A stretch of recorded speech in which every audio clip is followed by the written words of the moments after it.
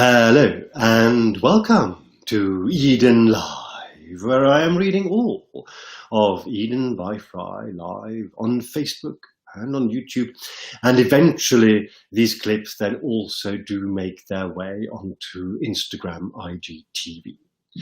We are in volume 2 of Eden by FREI, which is called Heart, and today is the turn of one of these short literary interludes, as I like to think of them, which are chapters that don't have a number. They come in squiggly brackets, and this is simply to denote that while they belong there and need to be there, of course, for their own specific reason, they are maybe not necessarily part of the overall narrative.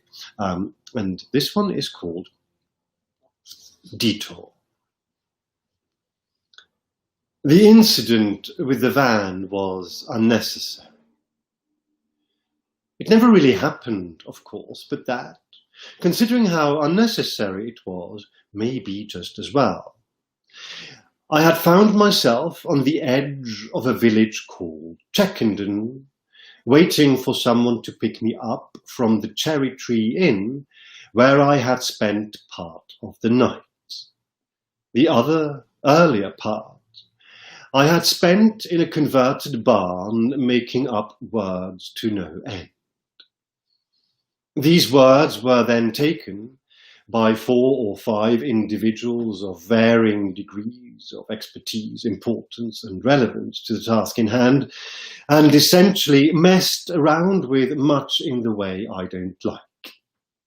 Since it was a job I was being paid to do, and that I had no emotional investment in, I kept a half-pained smile on my lips and retained some other words within, unspoken.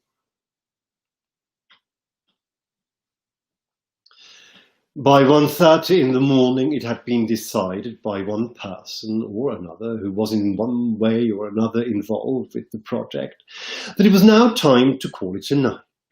So Timmer swung on his motorbike, and I was given a lift by someone else to a B&B somewhere in the countryside where, having had only 3 hours sleep the previous night, I immediately went to bed, but did not immediately fall asleep.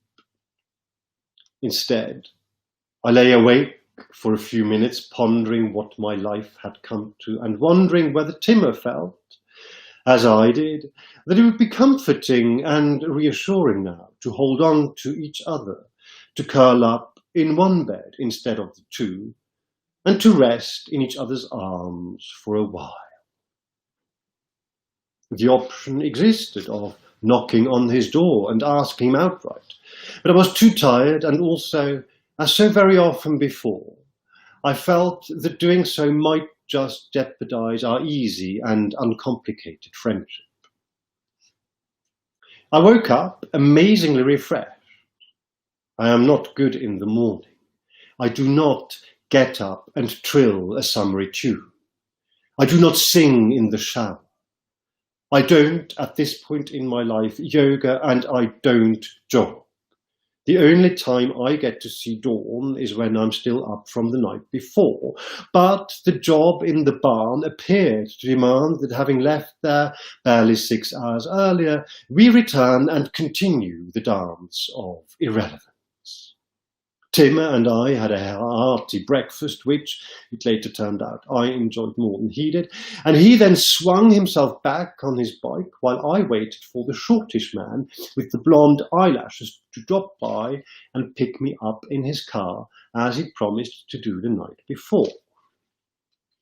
This took a little longer than I expected, because apparently he forgot. And so after breakfast, I checked out of the B&B and sat myself at a wooden garden table outside the pub, enjoying the early sunshine and continuing to ponder the stark insignificance of my own existence. I was just getting to the point where I thought there's only so much pondering you can do without anything actually happening, when a rather large man in a larger still van appeared, not quite out of nowhere, but still unannounced. He drove up to nearly as far as he could across the gravelled parking lot, otherwise empty, and purposely decabbed opened the bag, took from it what looked like a plastic tray of something or other, and carried it to what one imagines must be the trading entrance or the kitchen, his protruding belly leading the way. What happened next is, of course, pure fantasy. But what do you do when you're in the middle of nowhere, called upon to go back to the outskirts of somewhere to pursue the pointless depletion of your brain at the hands of a bunch of people you have nothing in common or store with, except most certainly Timmer, and who drain your soul talking and thinking and living in terms of things that are key, when in front of you is a van. Stuff in the back, probably food, or at any rate something that has at least some sort of value, intrinsic or not.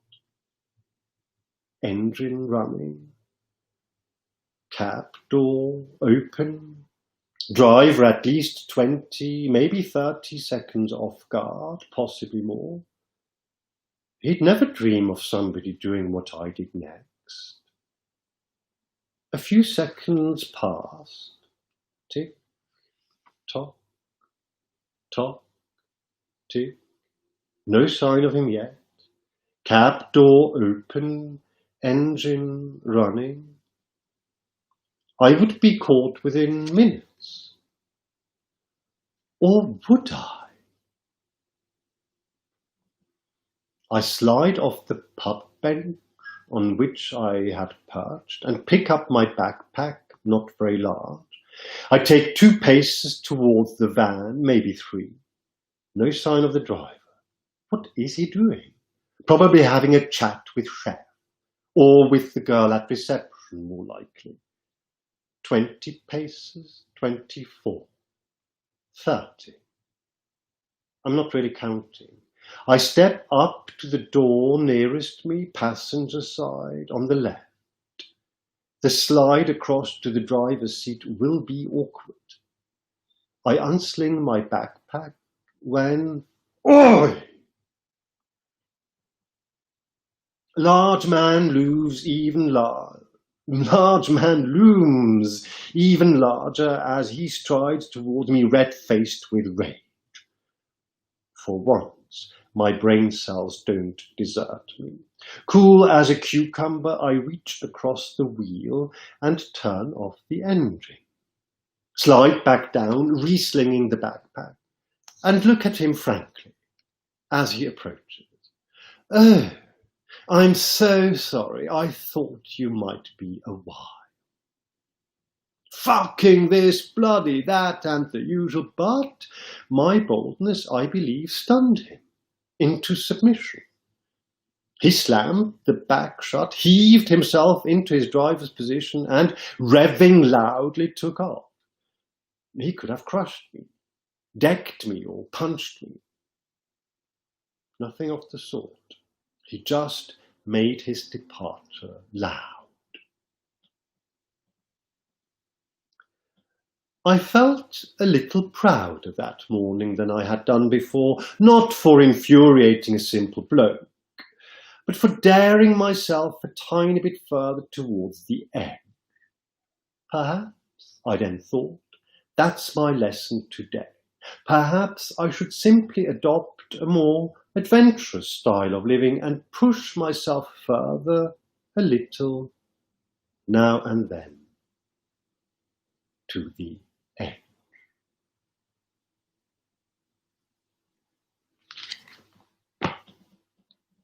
That's all we have time for. Well, we have all the time in the world, of course. We could continue this for as long as we wish, indefinitely. But the resolution is to read one short chapter per session, and that was one short chapter. There will be a few more in Heart before we then move on to something really quite categorically and completely different, but more of and on and about that later. When we get to it, we shall cross that bridge when we get to it, because that is in the nature of bridges, that they're best crossed when you get to them. In the meantime, I wish you a very happy time. The next of these installments will go online in about a couple of days' time.